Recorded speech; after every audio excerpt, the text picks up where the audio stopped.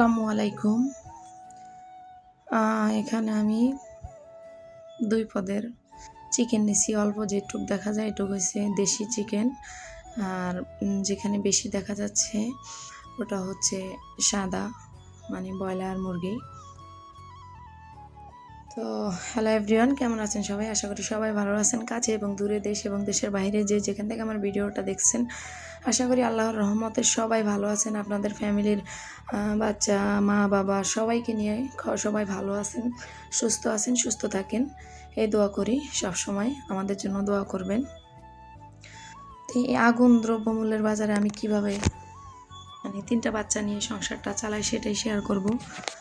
তো দেখেন, যেহেতু হিসাব করে তো চলাই লাগবো, প্রথমে কিন্তু আমি দেশি চিকেনটা ভালো করে কষিয়ে নিলাম, কারণ এক মশলাতে 2 রকমের চিকেন রান্না।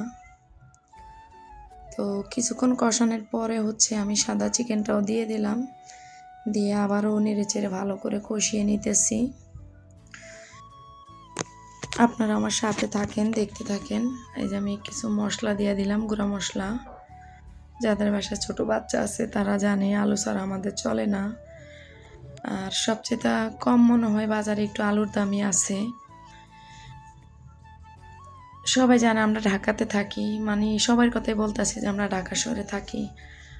আসলে আমার কাছে মনে হয় ঢাকা শহরে যার একটা ফ্ল্যাট আছে, একটা বাসা আছে,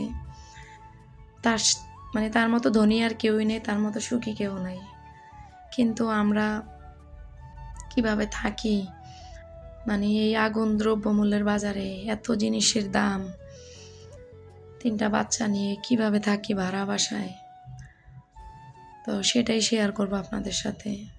তো সাথেই থাকুন। আসলে সংসারটা চালাইতে খুবই কষ্ট হয় হাজব্যান্ডের একা উপার্জনের টাকায়। তো এর ভিতরে আমিও অসুস্থ থাকি, জানেন। এই যে আমার বয়সটা কিন্তু চেঞ্জ হয়ে গেছে গা, ঠান্ডা ধরতে পারি না। এই আমার চিকেনের ফাইনাল লুক।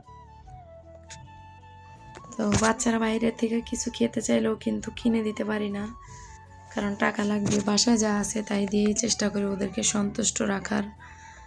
ওরা যা চায় সবসময় তো সব কিছু এনে দেওয়া সম্ভব না, সবসময় তো হাতে টাকাও থাকে না। তো এর ভিতরে দেখা গেছে আমি একটু কাজ করি। আমার মতো আপনারাও যদি ঘরে বসে টেলারিং করেন তাহলে অবশ্যই আল্লাহর রহমতে কিছু টাকা থাকবে।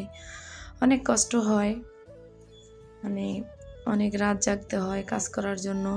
কাজের ফিনিশিং ভালো না হলে কিন্তু কখনোই কাস্টমার আসবে না। তো এগুলা কিন্তু নারিকেল, চালের গুঁড়া, আটা আর চিনি দিয়ে দিলাম, লবণ দিয়ে দিলাম। তো আপনারা দেখেন।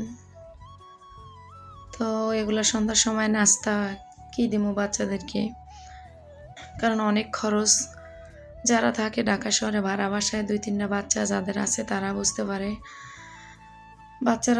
বাচ্চাদের কোনো দোষ নাই, তারা দুনিয়াতে আসে তাদের রিজিক নিয়ে আসে।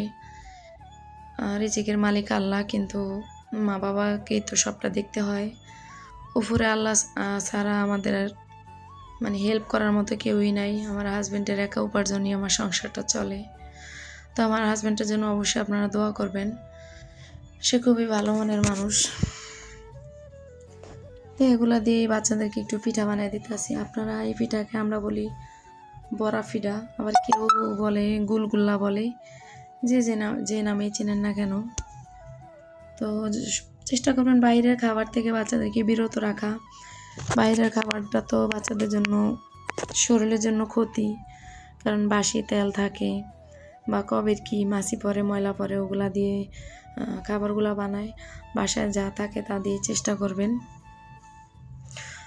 বাচ্চাদেরকে কিছু বানিয়ে খাওয়ানোর জন্য।